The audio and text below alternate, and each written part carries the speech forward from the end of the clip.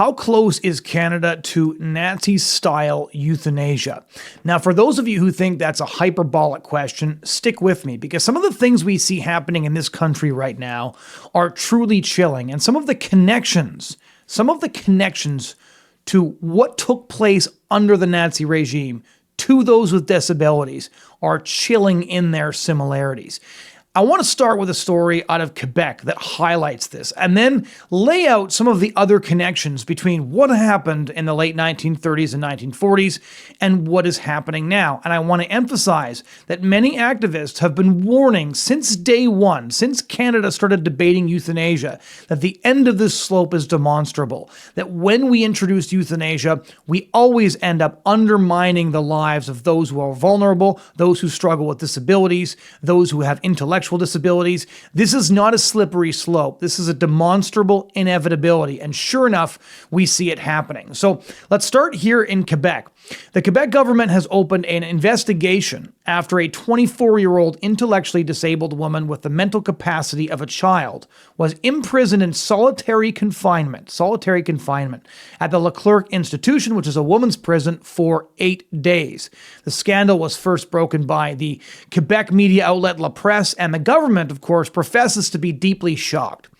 Now, how did this scandal turn into something that had echoes of Nazi euthanasia in it? Well, it was the reaction, actually, of two Quebec politicians, or I should say former politicians turned commentators. One is Luc Ferrandez, the former mayor of Le Plateau, Mont-Royal, and the second is Nathalie Normandeau, I hope I'm pronouncing her name right, former deputy premier of Quebec. And a furious press release was published on May 18 by the Coalition of Activists for Inclusion in Quebec. I'm not going to try to pronounce their name in French. And they detailed a radio conversation that happened this month between those two former politicians, in which they mused that the best response to this young woman's plight might be euthanasia. That essentially euthanasia might be the, quote, solution to her problem, although it is, of course, a final solution. Now, keep in mind that this young woman, this 24-year-old woman, she has the mental capacity of a child, but that's all. She has an intellectual disability, but she is in no way suffering from a terminal illness. Her life, as far as her caretakers indicate, is going very well, except for some of the issues that we'll get to in a minute. But there's simply no reason to look at her and think her life should be ended by lethal injection. And yet this is what these two former politicians decided might be a good solution when they were having their discussion on 98.5 FM. So what is this story that they were commenting on? So the woman is being referred to in the press as Florence. That's not her real name. They're just using that name for the purpose of privacy. And her story really should be, first and foremost, a reminder that people with disabilities in Canada often face insurmountable difficulties. They face very basic challenges like wheelchair access, getting a wheelchair, replacing their wheelchair if their disability requires them to get a wheelchair. They struggle to get funding for pretty much anything. They have a very difficult time getting access to government programs. It's difficult to get their disability checks. It's difficult to get respite care or find a place to stay. It's difficult to find caretakers who are willing to actually address the often very complex needs that people with disabilities struggle with. And in fact, I remember during one meeting with a number of others while we were talking about euthanasia, one young woman saying, the tragedy in Canada is that for many people with disabilities, euthanasia is the very first thing that they've been eligible for. And that in their hunt for the care that they need, they often discover time and again that they are not eligible. And the complex care needs of young Florence speak to this issue. Now, CTV reported on the story, did a follow-up after La Presse, and they reported that the young woman, who cannot read or write and sometimes has difficulty remembering her age, has a, quote, unique condition that led to her fleeing her home repeatedly to find food, because one of her additional conditions is the Prader-Willi syndrome, which I hadn't heard of prior to now. But anyways, this syndrome causes her to feel hungry all the time, even when she's just eaten. And so Florence, her lawyer emphasized, is in no way dangerous and is, quote, very kind. But because she constantly feels hungry, she was frequently leaving the private group home where she is cared for in search of food. Her mother cared for her for 22 years. To the best of her ability, could not care for her anymore, and so she was put in a group home. But one of the problems here was that the caretakers are not allowed to prevent people from leaving the group home. And so this young woman would frequently leave the premises, and she would go in search of food, and then she broke into several neighbors' houses. And then, of course, got involved with the police.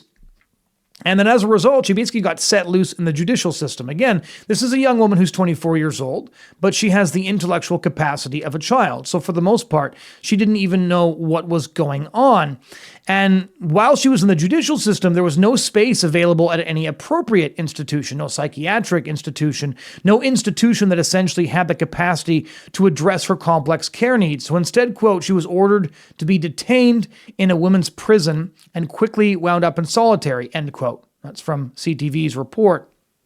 Now, obviously, this is by itself a huge injustice. Just imagine a young woman who has the intellectual capacity of a child, cannot read or write, and she's stuck in solitary confinement at a woman's prison, even though she, of course, didn't even understand what she did wrong and very often could not remember her own age.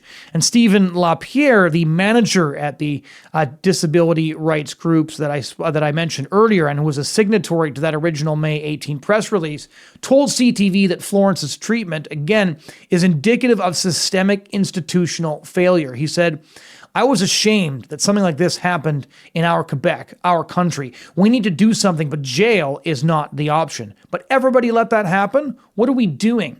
What infuriates me is that it will happen again because nobody is held accountable for actions like this. Now, the Quebec Social Services Minister Lionel Carmont, I hope I'm pronouncing his name right, and Public Safety Minister Francois Barnardel also issued a statement. They said that the issue raises questions and investigations will be conducted. It is very clear that people living with intellectual disabilities have rights that must be respected at all times and that they require care adapted to their condition.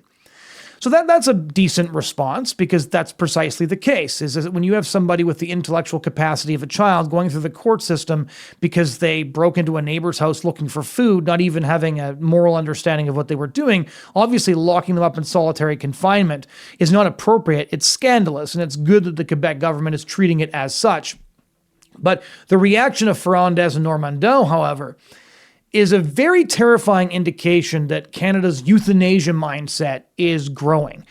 Earlier on the Bridgehead briefing, we covered the horrifying story of the UN Committee on the Rights of Persons with Disabilities, who condemned Canada's euthanasia regime in very harsh terms for precisely this reason.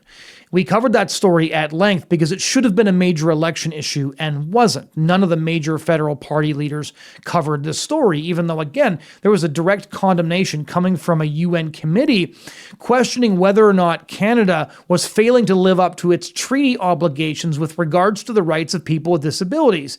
And Vice Chair Rosemary Caius actually called so-called Track 2 Made a, quote, step back into state-sponsored eugenics, and then also asked, quote, how is Track 2 Made not state-sponsored euthanasia? As I emphasized at the time, this is not me who is saying this. This is me directly quoting the vice chair of the UN Committee on the Rights of Persons with Disabilities. So at the beginning of this episode, some of you might have been thinking, well, Godwin's law, he used the term Nazi, it means he loses the debate. Well, the UN even wonders whether or not what we're doing is state-sponsored eugenics. And then you had two former Quebec politicians openly musing that perhaps a final solution to the problem of Florence might be euthanasia, in short, a lethal injection. And that's why the UN committee called on Canada to repeal Track 2 Made precisely because of the threat it poses to people with disabilities, as was so chillingly highlighted by the story of Florence. But I want to read a bit from the press release that was published by the Coalition of Activists for Inclusion in Quebec. Again, not going to try and pronounce their entire name in French, but the acronym RAPLIQ. And I want to read a segment of this because one of the things that I've been afraid of for quite a while here in Canada, especially over the last couple of years, is that we're getting used to all of these stories. The horror stories started shortly after the first euthanasia bill came through the Trudeau Parliament in 2016. And since then, we've seen story after story after story come down the pipe. And part of me is afraid that we're losing steam because we're becoming used to seeing these stories. A couple of daughters in British Columbia found out that their mother was killed by lethal injection via text message. That's horrible. I hope the RCMP does nothing. Oh, they didn't do anything? Okay. Oh, a man found out that his sister was killed by lethal injection because he was just texted by her landlord that the coroner was leaving the apartment. That's so horrifying. I hope somebody does something. Oh, they didn't? All right. We're getting used to these stories because there's been so many of them. And it's almost like flooding the zone. It actually paralyzes our capacity to care about this issue in a way that we should. It's almost paralyzes our ability to feel any emotion about each of these individual stories because there's so many of these stories. And the reason that's really important right now, and that's what I want to get into at the end of this week's briefing, is that right now in Canada, the sunset clause is set to expire in 2027. What is the sunset clause? That's when it will become legal to euthanize a Canadian for the sole condition of mental illness or disability. And that has been delayed 2 times. Why has it been delayed? Because Canadians were so horrified by the story, and Canadian medical associations and institutions were so horrified by what was happening. They made it very clear to the Liberal government that this was not acceptable. And even when British Columbia MP Ed Fast put forward his bill banning MAID for mental illness, essentially abolishing this entirely, they got Liberal votes. The entire NDP voted with them. And the reason the Liberal government has kept on hitting snooze on this is because they recognize that when Canadians know what's going on, they oppose it.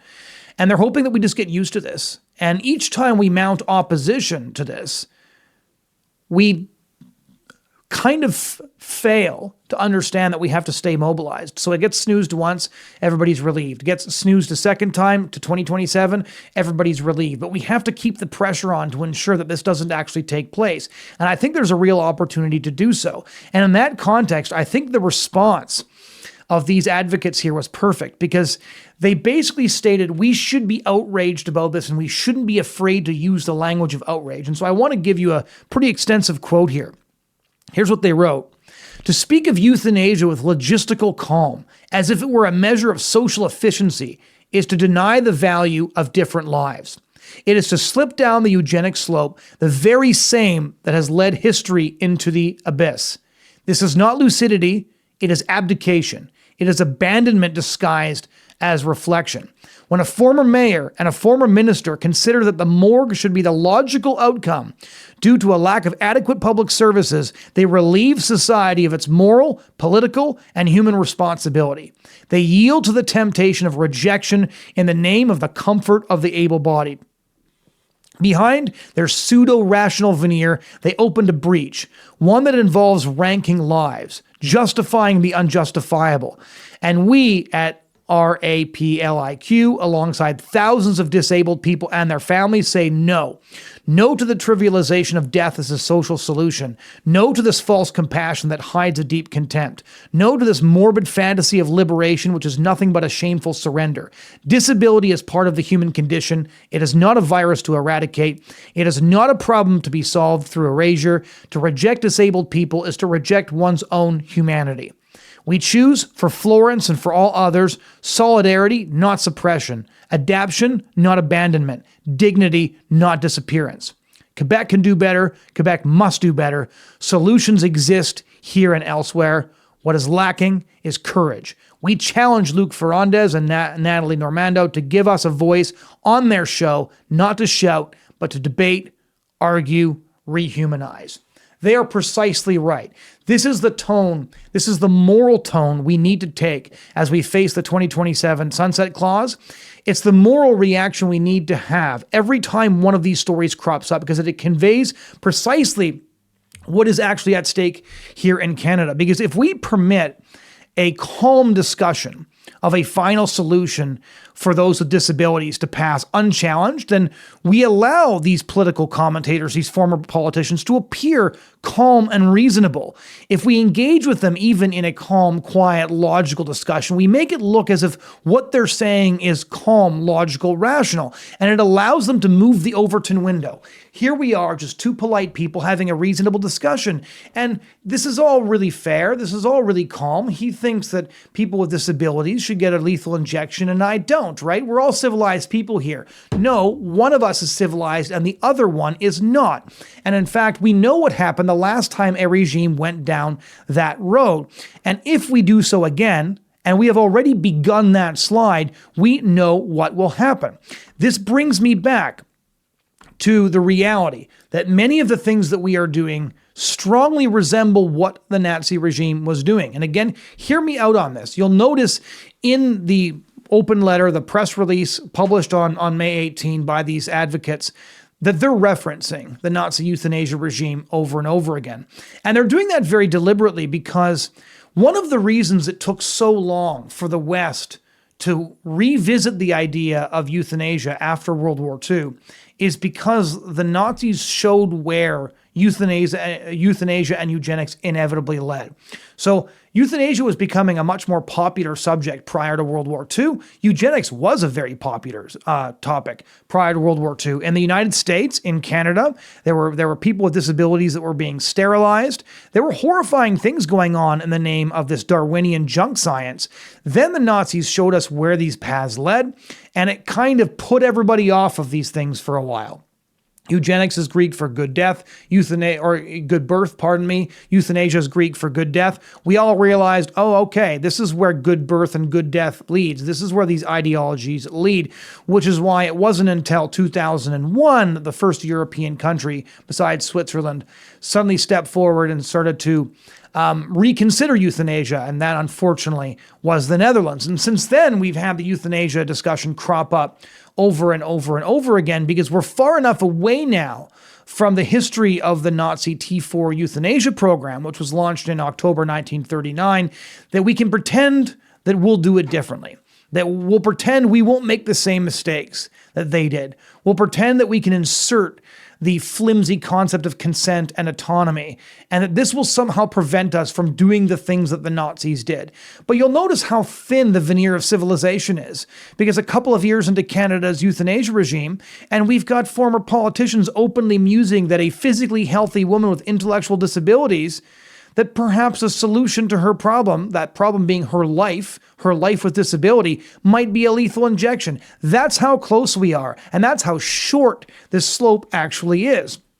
And let me give you a couple of other examples of how closely our rhetoric is echoing the rhetoric of the Nazi regime. This is why it is so important to study history, because history doesn't repeat itself, but history does rhyme. And we do hear echoes of the same thing happen over and over again. So I always think in Canada, I've talked about this before on the Bridgehead briefing, and any of you who are familiar with the euthanasia subject in Canada will have seen this before. But the CBC, the state broadcaster, actually published a report detailing healthcare savings that legal euthanasia would bring. A Guernsey politician, this is in the UK, called for the legalization of euthanasia on the same grounds, talking about how much money we'd save. He went so far as to demand the disclosure of the total costs of providing care to people who wish to die over the past 5 years.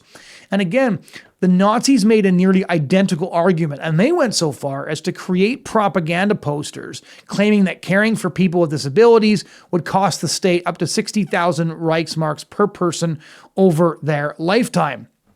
Another truly horrifying column that, again, many people were justly horrified by it, but not as viscerally horrified as I think they should have been. Not as horrified as that fantastic press release published on May 18, was by Matthew Paris. Matthew Paris is a UK newspaper columnist, and he's a former Tory MP.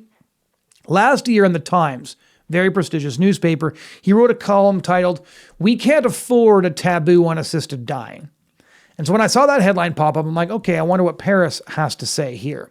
He wrote that, quote, "The argument against euthanasia is that pressure will grow on the terminally ill to hasten their own deaths. And that's not a bad thing. his words, not mine. He went further, writing that after about 10 years of euthanasia being legal, it would be seen as, quote, a normal road for many to take and considered socially responsible and finally urged upon people. Well, where did we get that from? Now, Paris is a liberal pro-EU Tory, obviously not a Nazi, but many of the things he says are identical to the Nazi rhetoric. Let me give you some other quotes. Those of you who are thinking this, what a horrible thing to say, that a former Tory member of parliament is using Nazi rhetoric. Let me read you some quotes and see what you think. He said, quote, for a society as much for an individual, self-preservation must shine a harsh beam on the balance between input and output. If I'm right, our growing interest in assisted dying may reflect a largely unconscious realization that we simply cannot afford extreme senescence or desperate infirmity for as many individuals as our society is producing. Our culture, again, his words, not mine, our culture is changing its mind about the worth of old age, end quote. So Paris is saying that our society is recognizing that, in his view, some lives aren't as worth as much as others, and that the elderly and infirm will soon get the hint that their quote, time is up, says Paris, and that's a good thing. He wrote another column 10 years ago in The Spectator, making a similar case, and this was the headline: soon we will accept that useless lives must end. Soon we will accept that useless lives must end. So much like the Nazis, Paris argued that, quote, if the law does not lead, it will follow, and at the root, the reason is Darwinian. Now, this is basically exactly what the Nazis were arguing. And in fact, he might not realize how this sounds in the original German, but the Nazis talked endlessly about useless eaters, about input versus output, about the Darwinian prerogative to ensure that useless eaters were sort of ushered out of this life swiftly.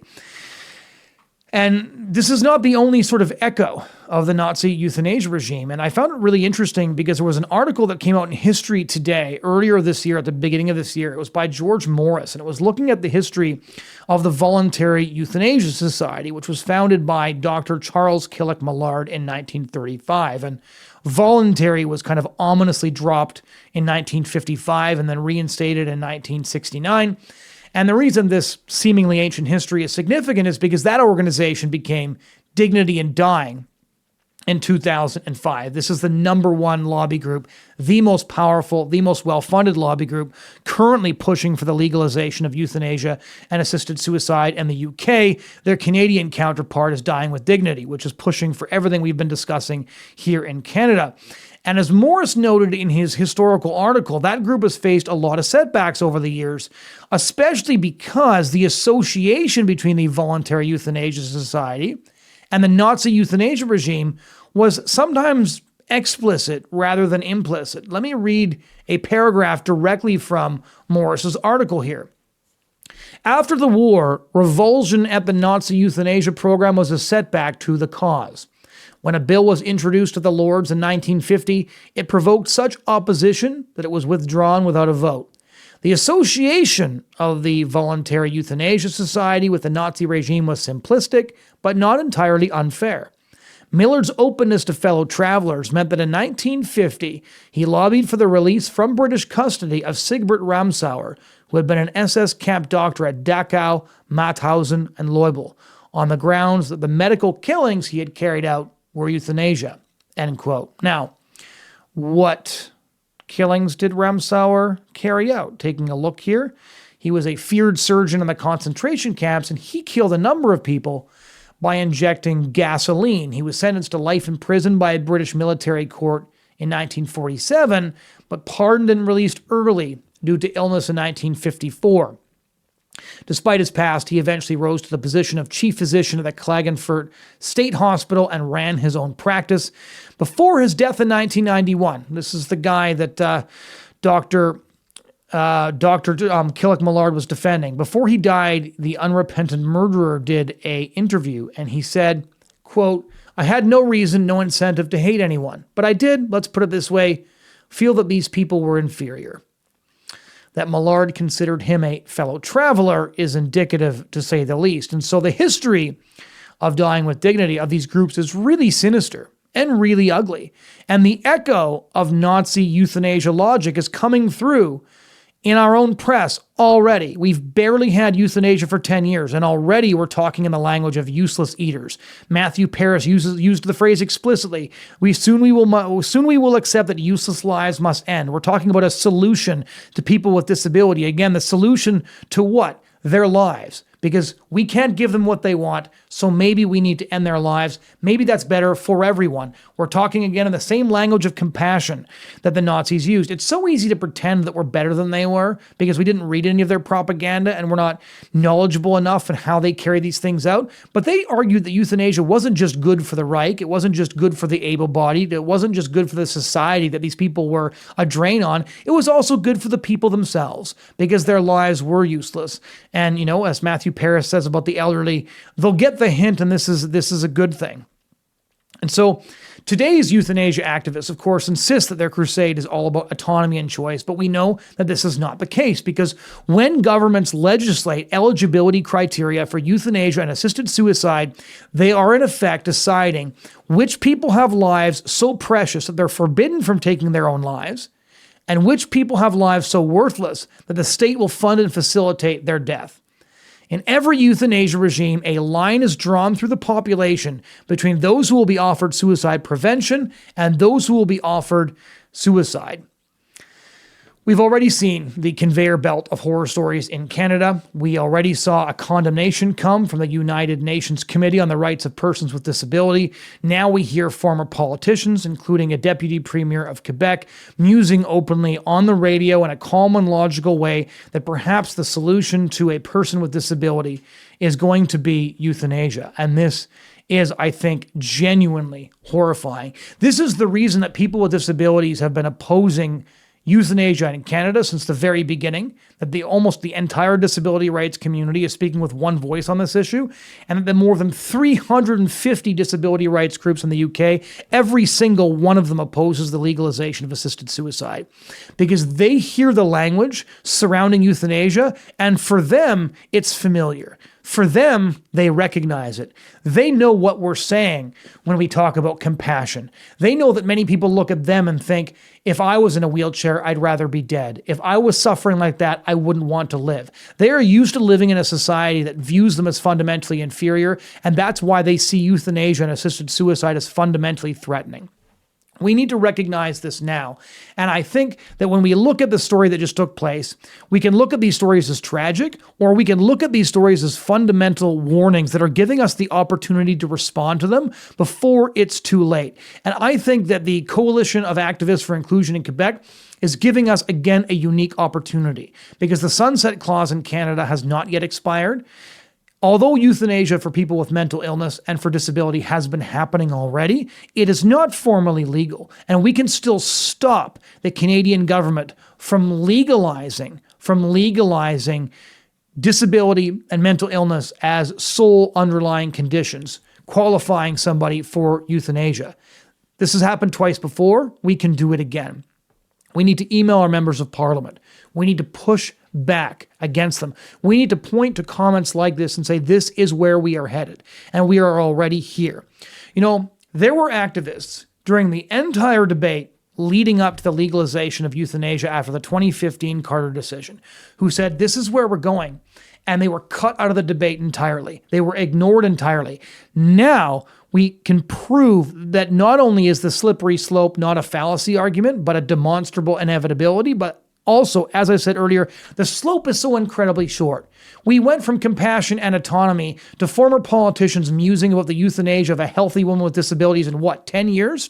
How fast did that go? How long does it take to get to the next thing? In the UK, it's not even legal yet, and you have a columnist musing in The Spectator, in The Times. These are big newspapers. These aren't fringe, crazy publications saying, soon we will accept that useless lives must end. Who gets to decide whose life is useless and whose isn't? Well, who gets to pass the legislation? It's the government. I don't want to live in a country where the government decides whose life is useless and whose life should be ended prematurely. You shouldn't either. And these stories are an opportunity, once again, to push back, to email our MPs, and to call for an end to the eligibility for those with mental illness and disability. I think we can still stop this. We'll be keeping you consistently updated on how you can all join in on that. But when you look at where Canada is today, when you look at the activists who are warning what might happen and you think that we sound crazy, consider the fact that already we have people from quite high political positions musing on public radio that people with disabilities might need to receive euthanasia as a solution, or at least that this might be a solution. And then ask yourself, did I maybe get it wrong? Because those of us who were warning about this 10 years ago already, we predicted this would happen, and unfortunately, we were right. Thank you so much for watching this week's episode of the Bridgehead Briefing. If you found this helpful, please do share it around, like it, drop a comment to join the conversation. If you'd like to listen to this podcast on other platforms, you can subscribe wherever you get your podcasts. Thanks so much.